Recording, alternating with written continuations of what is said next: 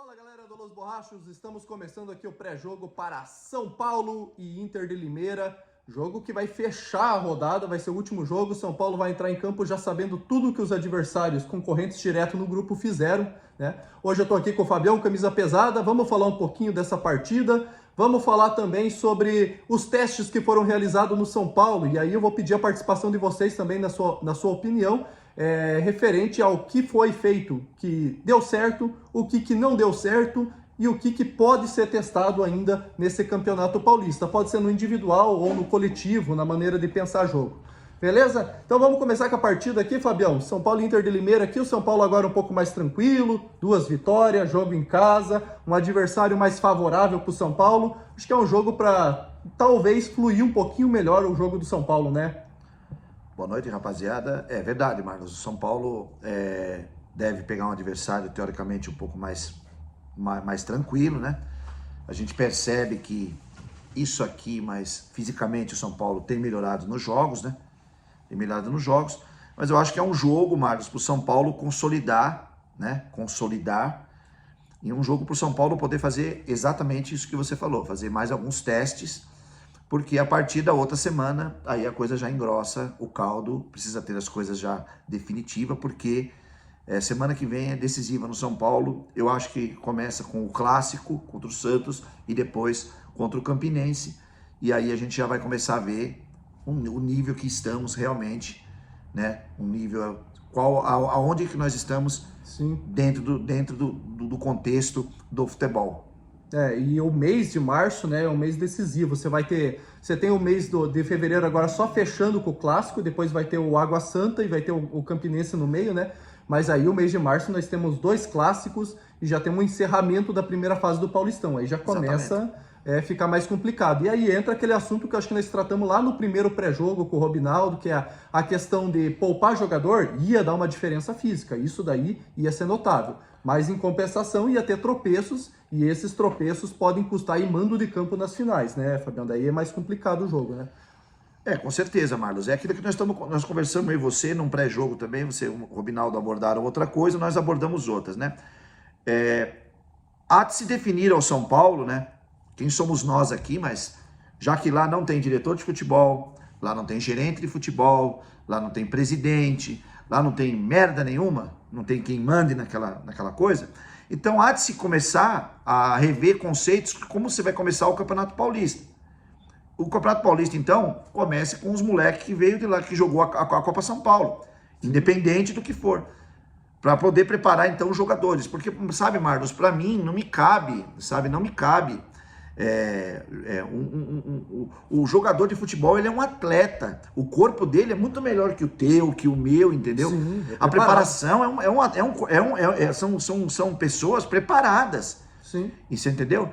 E a gente vê esse tipo de bizarrice que é feita hoje, né? O São Paulo aí tendo que poupar jogadores, que você sabe a minha opinião a respeito disso, eu discordo totalmente. Eu acho que quando você tem um time, você entrosa o time, certo? Mas agora a gente viu, no caso que era a questão do ano passado, a questão do Crespo, que todo mundo falou, deram tudo no Paulista e depois não tinham nada para dar no brasileiro, né? Eu tenho outra tese, eu acredito que o dar nada no brasileiro é muito mais pela parte financeira, né? Pela parte financeira, visto que, não sei se você viu as notícias que dizem que o Roger Guedes já não quer mais ficar no Corinthians, já tá meio assim com o Corinthians, porque até agora não pagou nada para ele. Então o jogador hoje é assim, cara. Sim, claro. O jogador, ele é assim.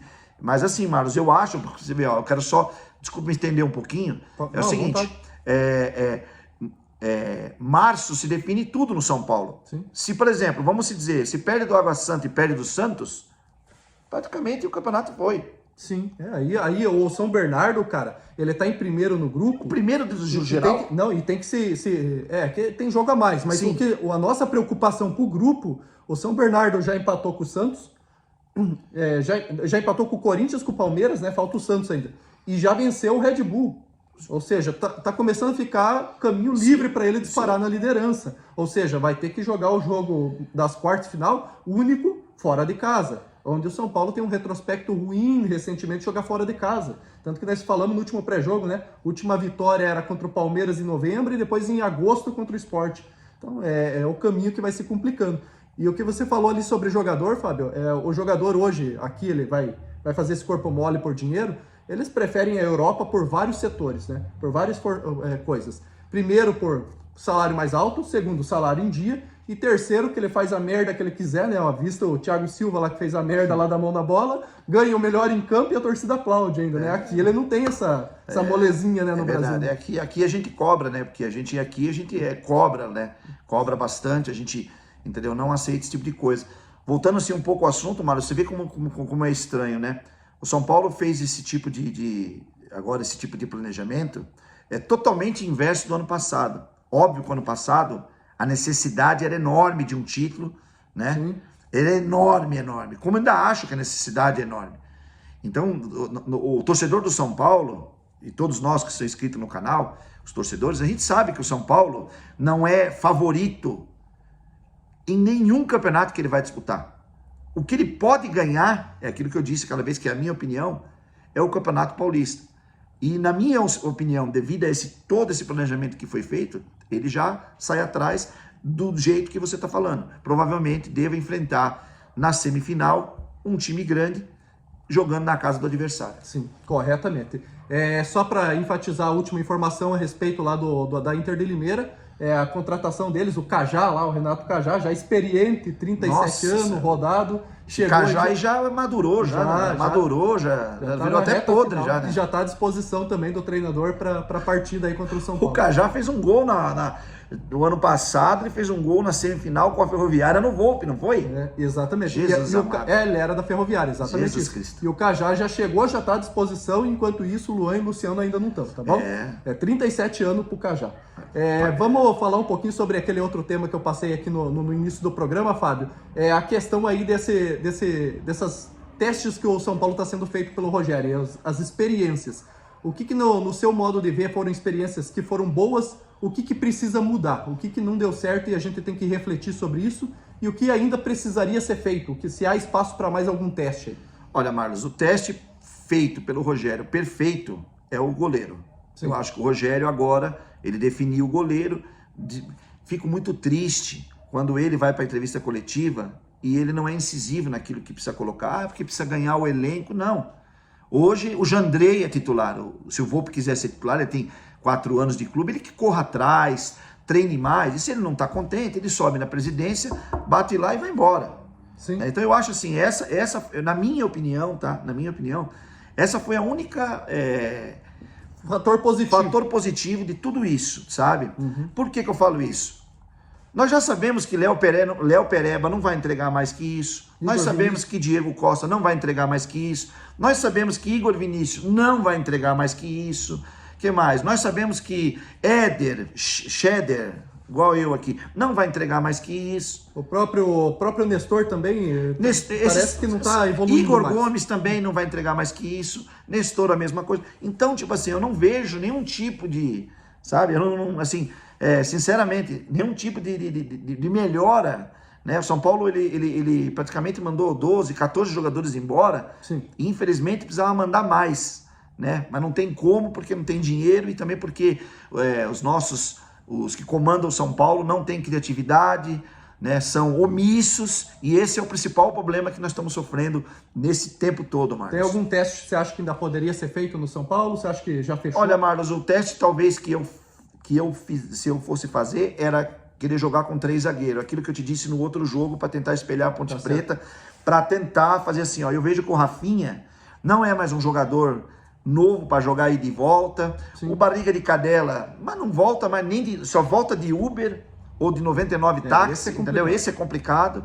Entendeu? E o problema do Barriga de Cadela agora é que ele não está conseguindo mais nem cruzar. Então, eu não vejo mais esse tipo de coisa, né? Vamos ver até quando ele vai se recondicionar para poder jogar no São Paulo. Eu acho também, que nem você falou sobre o teste positivo seu Jandrei, né? Foi uma grata surpresa para nós. Sim. Né? É um goleiro que não teve uma carreira brilhante. É um bom goleiro, mas nada excepcional. Sim. Mas está suprindo bem ali o gol do São Paulo. Eu acho que o São Paulo deveria refletir um pouco é uma coisa que o Rogério toca muito no assunto, que é a questão de domínio do jogo. Eu acho que domínio do jogo é diferente de domínio de bola, sabe? Você ter 68% de posse de bola não quer dizer que você dominou o jogo. Sim. Dominar o jogo é fazer o adversário fazer o que você quer.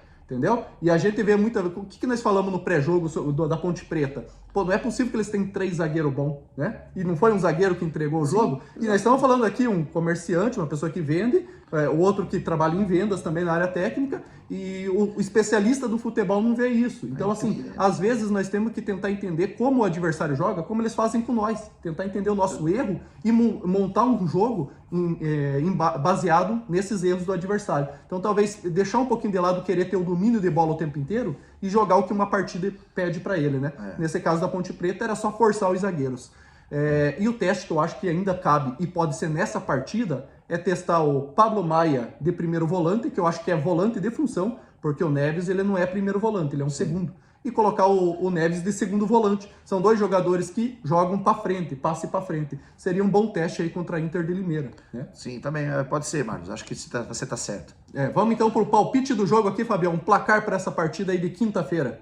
Só antes do placar, eu queria dizer uma coisa, tá? Nós não estamos aqui dizendo, principalmente eu, que dei ênfase ao Jandrei, que o Jandrei é o goleiro dos meus sonhos. O Jandrei, ele está suprindo e esperamos que ele continue assim. Ele tem mostrado segurança no gol, então ele merece o nosso respeito. A partir do momento que ele começar a ramelar, é pau no gato também, sem massagem. Sim. Eu acho que o São Paulo deve ganhar o jogo, sim. Eu vou em 2-0, Marlos, no Morumbi. Né, ali acredito que vai ter mais de 20 mil pessoas lá. Nos 2 primeiros jogos teve 15 mil. Essas 2 vitórias seguidas dá uma animada no torcedor. Mais, né? Apesar do horário ser às 9h30 da noite, quem não sabe, o Morumbi fica no extremo sul. Né, o jogo termina às 11h15, tem que correr para o metrô. Né?